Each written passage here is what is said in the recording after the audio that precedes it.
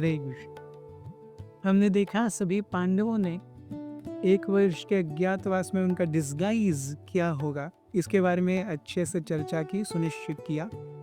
युधिष्ठिर महाराज ने सबको एक बार फिर से वार्निंग दी कि ये 12 साल बीत गए हैं, 1 ही वर्ष बचा है, लेकिन ये एक तपस्या का वर्ष होगा, तो इस एक तपस्या के वर्ष के लिए 12 साल की मेहनत विफल नहीं जानी चाहिए। सभी एक साथ गए नहीं, पहले दिन युधिष्ठिर गए। युधिष्ठिर महाराज एक बहुत सुंदर वेशभूषा ढाल करके गए थे।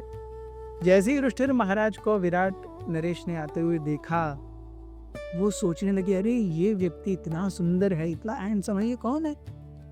ये मेरे पास आ रहा है, लेकिन इसके शरीर का तेज तो देखो, ऐसे लग रहा है जैसे कई सारे सूर्यों का तेज ये एक अकेला व्यक्ति लेकर के आया है, और ये मेरे पास क्यों आ रहा है? विराट नरेश ने युधिष्ठिर महाराज से पूछा, अरे आने का औचित्य क्या है, कारण क्या है? तो युधिष्ठिर महाराज ने कहा कि मैं कंक हूँ, मैं पासे फेंकने की कला में बहुत निपुण हूँ, और इस कला में मुझसे अच्छा कोई नहीं है, मैंने इस कला में बहुत महारत हासिल की है। इस तरीके से मैं आपकी सेवा करना चाहता हूँ और आपकी सेवा में दिन गुजारना चाहता हूँ। विराट नरेश ने कहा कि आप तो खुद ही एक महान राजा जैसे दिखते हो, आप मेरी सेवा क्यों करना चाहते हो? युधिष्ठिर महाराज ने कहा, मैं राजा नहीं हूं, मैं आपका सेवक बनना चाहता हूं। इतने ज्यादा प्रभावित हुए विराट नरेश कि उन्होंने तुरंत ऐलान कर दिया कि अब से कंक मेरे भाई जैसा माना जाएगा, उसका भी इस राज्य के ऊपर उतना ही अधिकार होगा जितना मेरा है। वो जो कहेगा उस हर एक बात को हम सबको स्वीकार करना होगा, और ये हमारे साथ रहेगा। मैं निश्चित रूप से द्यूत खेलने का आदी हूँ, द्यूत खेलना मुझे अच्छा भी लगता है, और इससे अच्छा व्यक्ति जो मुझे द्यूत से आनंद भी दे और मुझसे अननेसेसरीली मेरा कोई एक्सप्लॉइटेशन या शोषण न करे, ऐसा व्यक्ति मुझे इस कंक से और अच्छा कोई नहीं दिखता।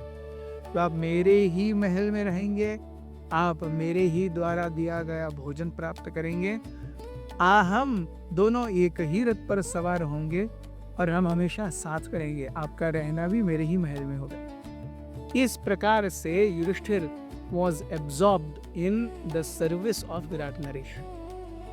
The next day, Bhima entered. Bhim ने एक कुक के कपड़े डाले हुए थे, और कुक के कपड़े डालते हुए भीम ऐसे चल रहे थे जैसे मानो एक बहुत बड़ा मल्ल योद्धा हो। अब कुक को कार्य करने के लिए बहुत सारी शक्ति की आवश्यकता होती है। इतनी सारी चीज़ों, अगर सब्जी है बहुत बड़ी क्वांटिटी में, उसको हिलाना है, बड़े बड़े बर्तन उठाने हैं, घिसना है, कुकिंग करना है, इट रिक्वायर्स स्ट्रेंथ। और भीम एकदम बलाढ्य भी थे, रुकोदर भी थे। तो भीम को आते हुए देख करके फिर से विराट नरेश को पता न चले, कल भी एक हैंडसम व्यक्ति आया, ये भी एक हैंडसम है, आप कौन है? तो उस समय भीम ने कहा, मैं एक रसोइया हूँ, मेरा नाम वल्लभ है, और यहाँ से पहले मैं युधिष्ठिर महाराज के यहाँ पर एक रसोई के रूप में कार्य कर सकता था। मेरे द्वारा बनाया गया कोई अन्न खाएगा तो वो अपरिमित सुख अनुभव करेगा।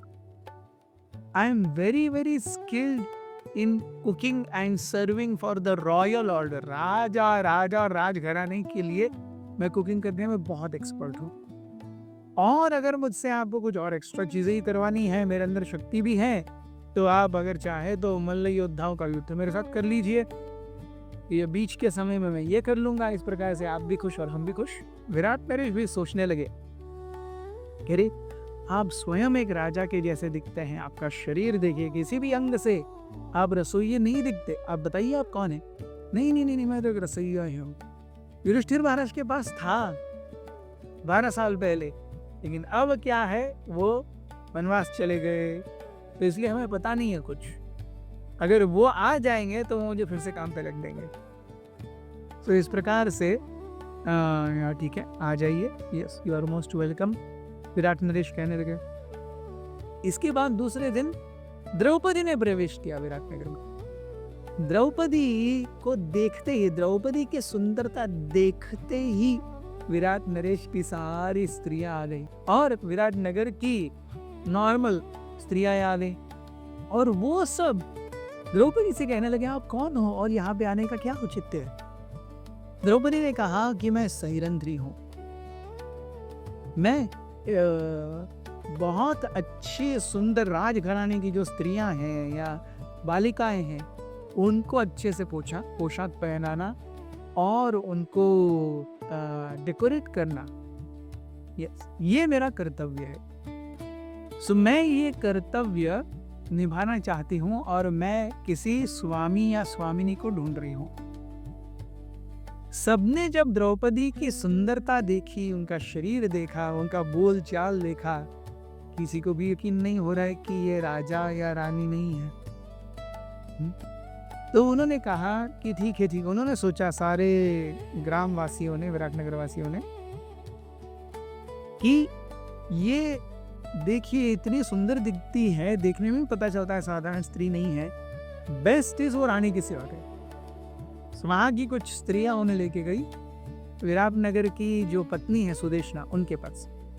सुदेशना के पास जा करके उन्होंने जब देखा द्रौपदी को तो उनके भी होश उड़ गए। द्रौपदी वाज सो ब्यूटीफुल, कोई अगर उनको एक बार देख ले तो अपनी आंख कहीं और हिला ही नहीं सकता, इतनी द्रौपदी सुंदर थी।